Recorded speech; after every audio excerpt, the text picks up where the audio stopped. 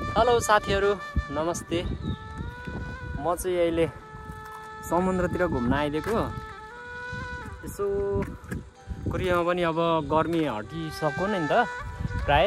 अब लगभग बिहान बेलुका त चिसो हुन थालेको छ। त्यही भएर यसो अब गर्मी खासै छैन, अनि त्यही भएर चाहिँ यसो एकछिन घुम्दिउँ न त, अब समुद्रतिर गइदिउँ न त भनेर आइदिएको। अब जस मोड फ्रेस भयो, रमाइलो लाग्यो।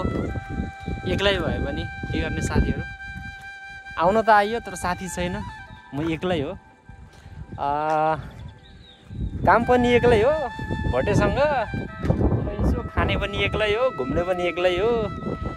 अब दसैँमा छुट्टी बसौँ भनेको, अब भटेलाई छुट्टी दिएन। अब ठ्याक्कै टिकाको दिन चाहिँ मिलेन। अब त्यो भएको कारणले गर्दाखेरि चाहिँ अब यस्तै छ परदेशी जिन्दगी।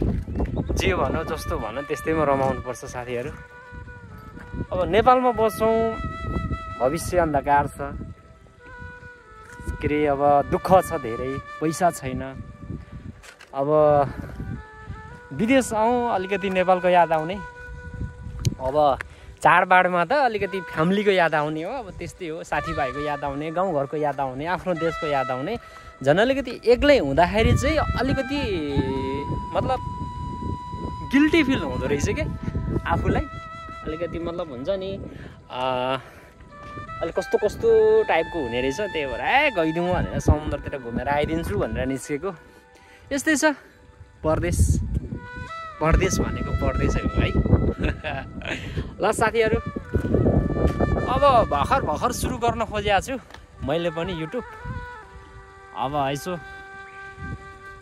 लाइक सब्सक्राइब चाहिँ नभुल्नु होला ल।